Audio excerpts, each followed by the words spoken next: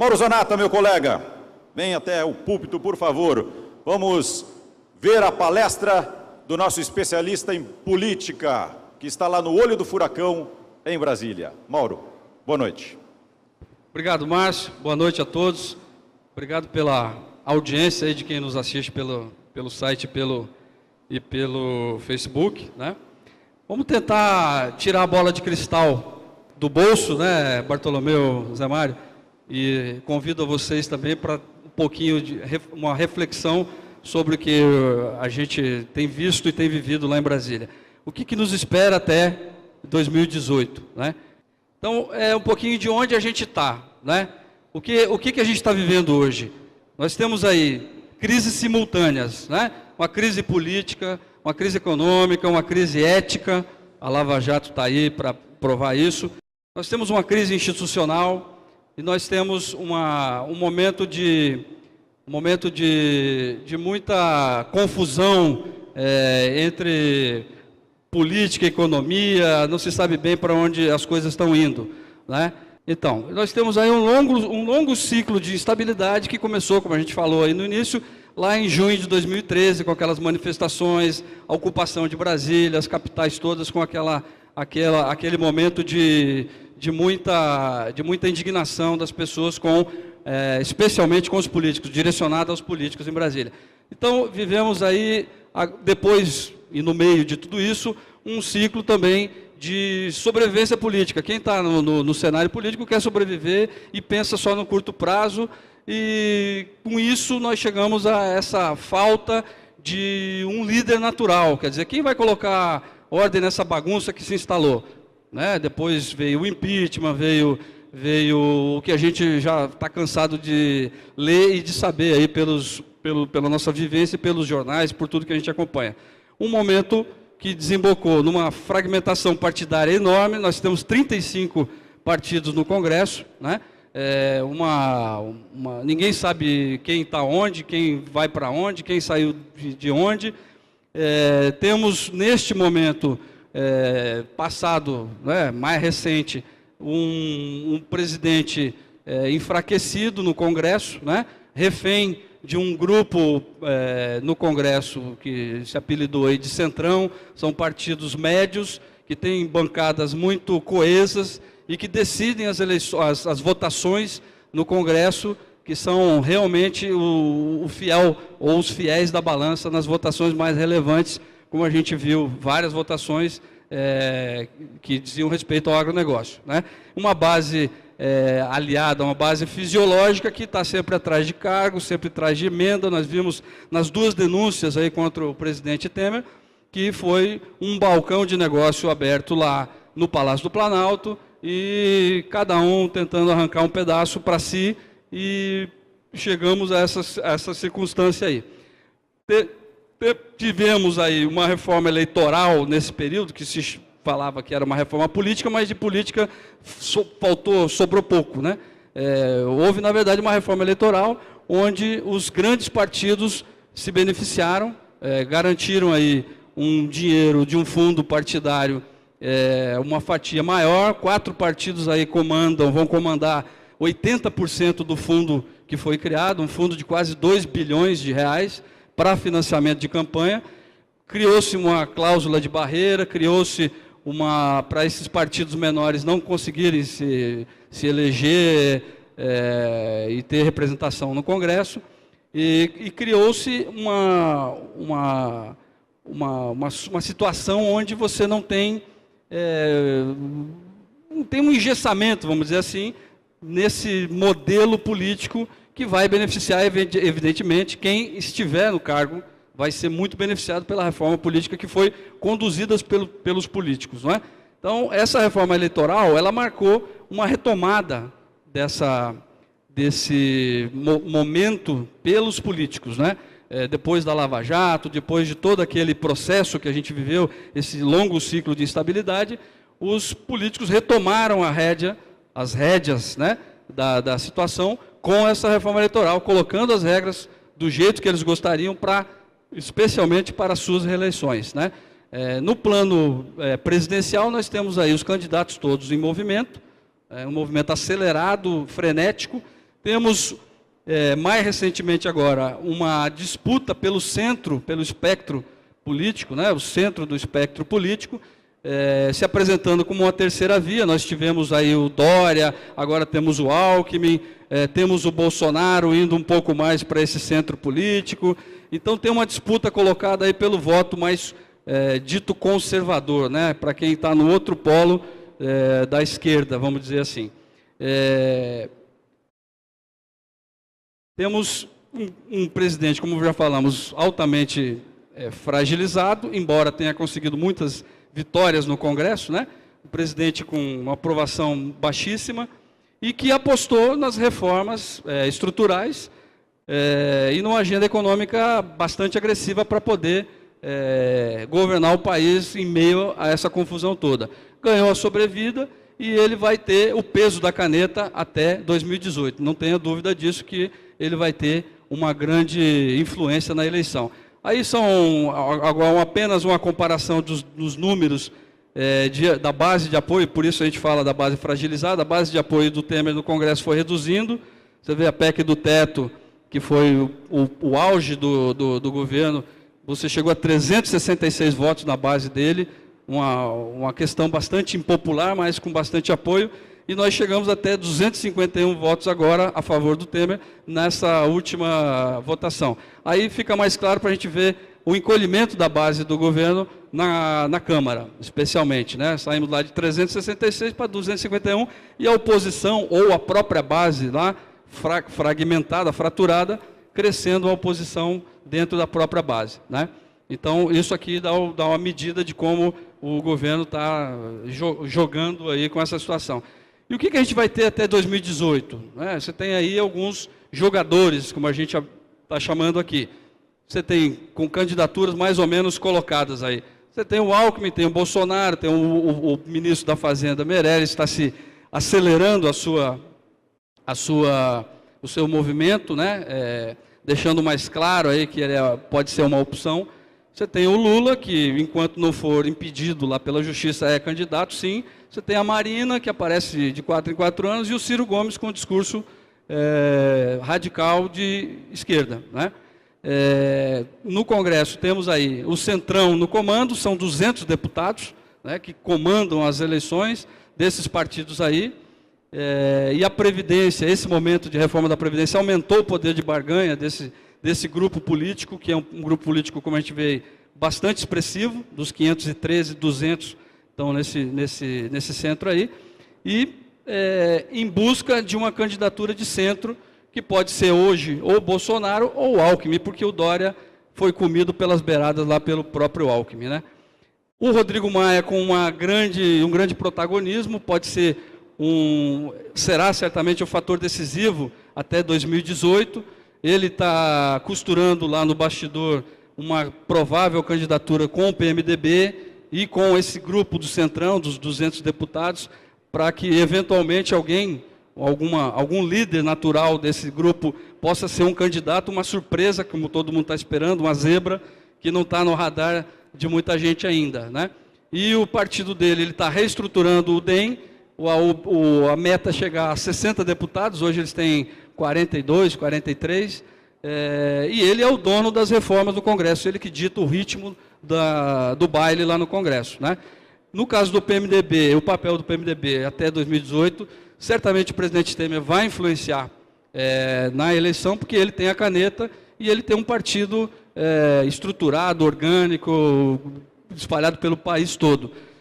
Tem algum outro que levanta essa tese de que o governo vai ficar muito parecido com o fim do governo Sarney, depois de abril, quando as candidaturas se colocarem na rua, é uma coisa para ser vista, e as fraquezas do PMDB são de questões de ordem moral, né, ética, vamos dizer assim. Você tem os ex-ministros aí, o Gedel, o Henrique Alves e o Eduardo Cunha, todo poderoso da Câmara, presos. Você tem aí os 2 ministros, braço direito do Temer, Padilha e Moreira, além do Jucá, que é o líder do governo no Senado, envolvidos na Lava Jato e esperando aí uma resolução. O PSDB, que era o partido do muro, agora é o partido do racha. Está completamente rachado o partido, especialmente agora nessa questão da reforma previdenciária.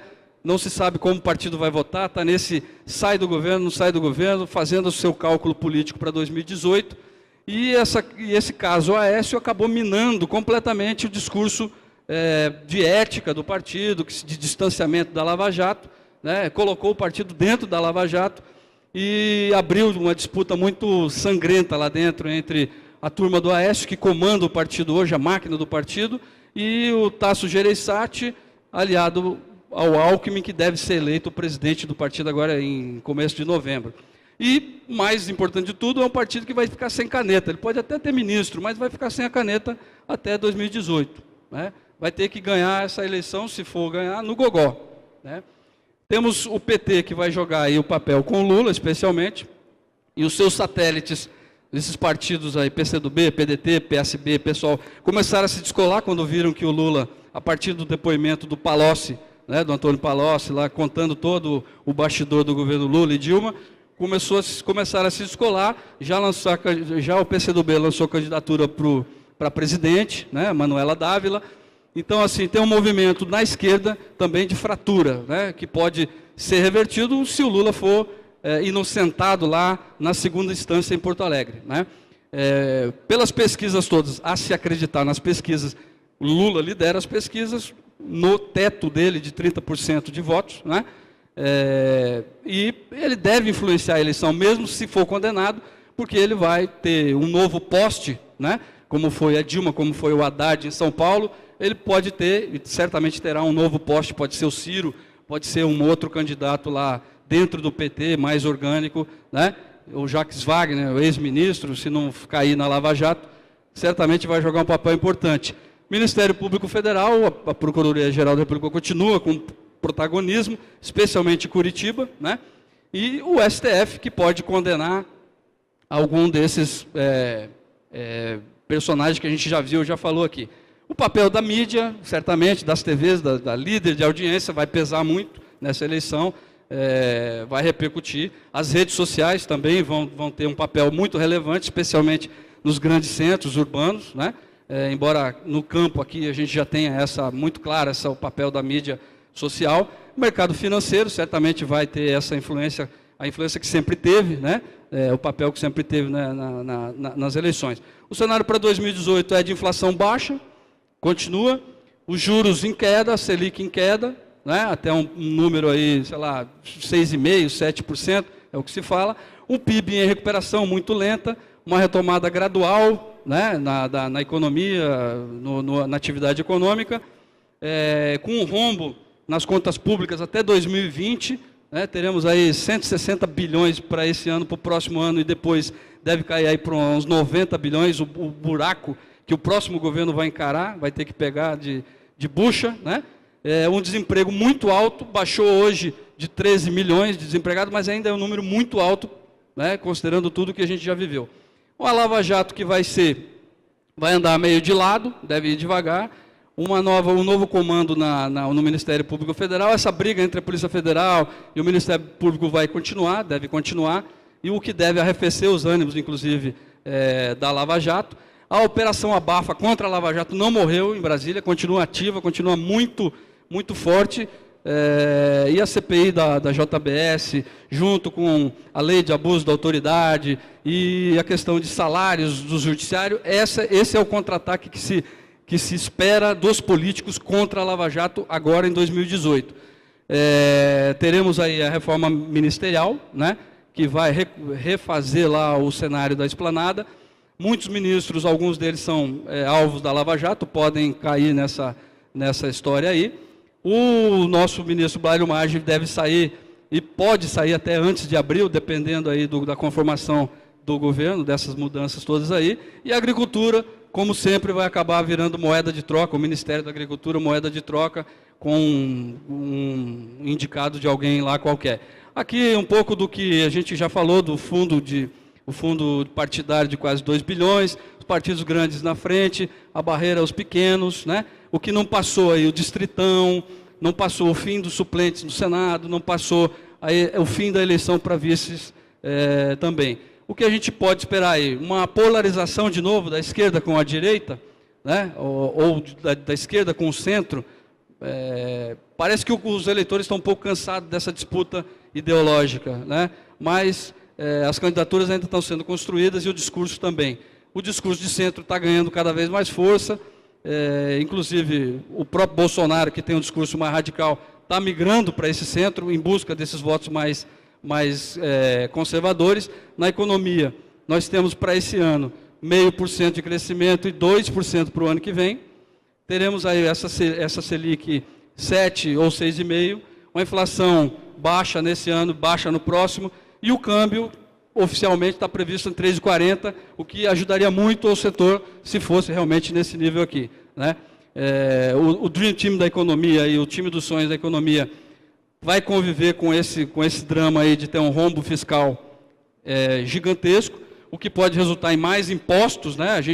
O que pode sobrar para a gente é isso, né? Com um rombo maior, mais impostos, um PIB crescendo devagar e as reformas andando a passos lentos no Congresso. A agenda econômica toda que está no Congresso é para fechar esse rombo fiscal. A Previdência, se não for reformada, junto com os gastos de pessoal, vai passar de 80% dos gastos públicos, né? A dívida pública vai crescer muito e esse é um fator muito relevante para as agências de risco, que dão a nota de crédito para o Brasil, que pode rebaixar a nossa nota de crédito. A reforma tributária vai ficar nesse vai e não vai, e o fim das desonerações da folha. E o agronegócio com isso? Está aí, o agronegócio só colaborando fortemente. Esse é o PIB do segundo trimestre, crescimento de quase 15%, né? Está vendo essa barra azul. Os outros não colaboram nada com a economia, não tenha colaborado nada. É o agronegócio que puxa essa história e que leva o país nas costas. Só que a agropecuária representa um pedaço muito pequeno, uma fatia muito pequena dentro do PIB global, né? Ela puxa forte, mas a locomotiva da agropecuária ela é um pouco menor, então o impacto dela é um pouco menor também. No caso do setor rural, a bancada ruralista toda votou com Michel Temer nas duas denúncias. Na primeira foi 146 a 57 pró-Temer. O que está pendurado lá no Congresso e no governo? O marco temporal das demarcações das terras indígenas, que está no STF, a discussão. O Fundo Rural, de novo, essa novela. A questão trabalhista ainda está para ser visto a regulamentação, como é que vai funcionar direito isso. A lei de terceirização e o fim do imposto sindical, que pode, a qualquer momento, ressuscitar como uma contribuição sindical, né? A bancada sindicalista é muito forte em Brasília, muito atuante, e o lobby deles é pesado. Do lado negativo, nós tivemos esse aumento de PIS/COFINS no diesel, que abalou e afetou muito o setor, e a reoneração da folha de pagamentos de alguns setores mais que outros, né? Os pontos de atenção, entre outros, são esses. A AGU vai rever a questão do marco temporal lá para a demarcação de terra indígena, que fixou em 88, Constituição de 88. De novo, o Fundo Rural. Temos a questão de licenciamento e de regularização fundiária, né, ambiental, e a lei de agrotóxico, que está no Congresso, que está em discussão e que pode afetar de alguma maneira lá na frente o setor. Continuamos com a infraestrutura péssima, horrível. A gente estava falando disso agora, né, Zé Mário? Que o DENIT não tem dinheiro para tapar buraco, para fazer a operação tapa-buraco. O investimento, o PAC michou, morreu, não tem dinheiro para ferrovia, para hidrovia. As concessões todas, embora o governo tenha feito o lançamento mirabolante, as concessões não saíram do papel ainda. Está tudo a ser visto, né? O seguro rural, que o produtor podia ter como uma grande vantagem, tem um orçamento baixo e uma execução ainda mais baixa, né? A burocracia e a oposição da Anvisa, do IBAMA, da FUNAI, continuam contra o setor rural e vão marcar mais um ano em cima disso. O Ministério da Agricultura sem força política, sem força decisória, embora o Blairo Maggi esteja no centro ali da discussão, mas um ministério sem muita força política para decidir quando chega a hora do vamos ver. Subsídios do Plano Safra, por exemplo, perdeu. Seguro, perdeu. A questão das importações de leite, nós vimos recentemente, perdeu também. Então, é um ministério fraco que não tem muita força política. A questão do Ministério Público, nós temos uma nova Procuradora-Geral que tem especial atenção pelos direitos humanos, já disse isso no seu discurso. Ela vai ter uma proteção especial para índios e para o meio ambiente, o que deve levar uma mensagem de alerta ao setor. A questão do trabalho escravo é outra coisa que vai ser muito explorada, vai ser muito visada pelo Ministério Público, e a questão de licenciamento ambiental. Na verdade, no fundo, o que acho que a questão final é essa aqui, colocada para o setor. O setor sempre quer isso aqui: ser mais produtivo, ser mais rentável, ser mais sustentável no tempo e ter, enfim, menos burocracia, poder trabalhar com mais tranquilidade, sem que Brasília atrapalhe, sem que os governos atrapalhem. Eu acho que a mensagem final é essa, de que o governo continua atrapalhando, o governo continua não fazendo o seu papel, o governo continua, mesmo cobrado, pressionado, cheio de defensores do agronegócio em Brasília, continua não fazendo a sua parte, e 2018 vai ser talvez um momento para mudar a representação política em Brasília e para que o setor rural volte a ser, ou seja finalmente, um setor altamente bem representado em Brasília. Eu acho que são essas as colocações, as provocações, e a gente passa aqui a bola para o Márcio de novo, para abrir os debates. Obrigado.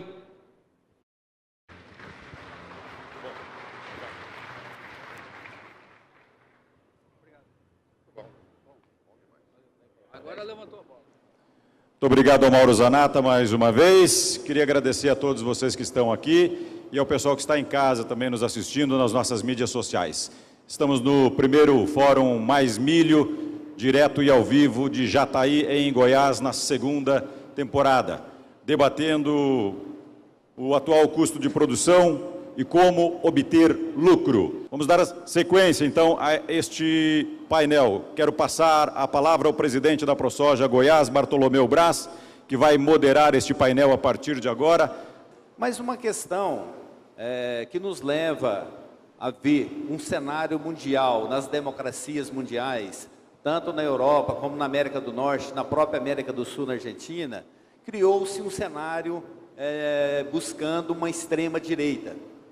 A gente está assistindo isso está acontecendo. No Brasil já tem candidato com esse perfil. Como que você vê o nosso eleitor, você que vive mais nas grandes massas sociais, nos grandes centros, São Paulo também, você acredita que a tendência do eleitorado brasileiro também, depois de crises, de dificuldade que passou com essa democracia, como foi colocada aí, principalmente pelo governo do PT, que queria nivelar todo mundo por baixo, todo mundo da pobreza. Você acredita que nós teremos um candidato eleito de extrema direita? É uma pergunta de vários milhões de dólares, né? Não é mais de $1 milhão, né? Mas o Bartolomeu, eu acho que o cenário está conformado, eu acho que cada vez mais, para isso que eu tentei pontuar aqui, que é uma candidatura de centro, né? Porque nos grandes centros urbanos, que é onde as eleições são decididas, né, você tem 4 ou 5 colégios eleitorais, grandes colégios eleitorais, que é onde se decide a eleição. Rio, São Paulo, Salvador, no Recife, Minas Gerais, e acabou, né? O Centro-Oeste tem um peso reduzido, o Sul mais ou menos, mas é nesses grandes centros que se elege o presidente da República, como a gente viu em várias outras eleições. Então, essa busca pelo discurso de centro, né, e por um candidato de centro, reflete um pouco o medo, vamos dizer assim, do sistema político, né, de quem está no poder hoje, de que o Bolsonaro possa ser o candidato eleito. Certamente a gente não vai ter um candidato eleito no primeiro turno. Eu acho que isso a gente pode afirmar com uma certa margem de segurança. Nós vamos ter um segundo turno, né? Parece claro, pelo número de candidatura que a gente tem colocada e por essa busca por um candidato de centro, nós devemos ter um segundo turno aí, nem que seja entre 2 candidatos de centro ou centro-direita, né? Alckmin versus Bolsonaro, ou versus Dória, ou versus Maia, ou versus Meirelles, ou, sei lá, se o Lula chegar vivo até lá, teremos Lula versus alguém desse espectro aqui. Acho que tem uma preocupação muito grande com o crescimento do Bolsonaro. A gente viu isso estampado em revista semanal, né? A ameaça Bolsonaro, etc. e tal. A gente sente que no meio rural existe uma certa um certo encantamento com o discurso do Bolsonaro, né, um discurso mais firme, radical, de defesa de valores e de compartilhar algumas ideias que os produtores comungam, né? Mas nos grandes centros é um discurso que não cola, é um discurso rejeitado. Talvez, como a gente tem visto o Bolsonaro migrando para o centro, suavizando o discurso dele, preparando a campanha com um marqueteiro, com um economista de primeiro time, o Paulo Guedes, um economista que tem uma relação com os mercados financeiros internacionais, né, com o PIB nacional, enfim, ele está em busca dessa guinada para o centro, né? E quem está no centro, do tipo Alckmin, vai ter que buscar, vai ter que achar um discurso forte o suficiente, né, equilibrado e ponderado o suficiente para combater tanto a possibilidade de Lula quanto a possibilidade de Bolsonaro. Então, eu acho que hoje a política está mudando mais do que nuvem, né? Como se dizia antigamente, agora é de meia em meia hora que você tem que tirar o pulso lá em Brasília do paciente. Então, hoje o cenário é esse. Até abril pode mudar tudo, não sabemos. Mas acho que é mais ou menos isso que está desenhado hoje em Brasília. Eu até queria fechar com Zanata, mais uma questão, Zanata.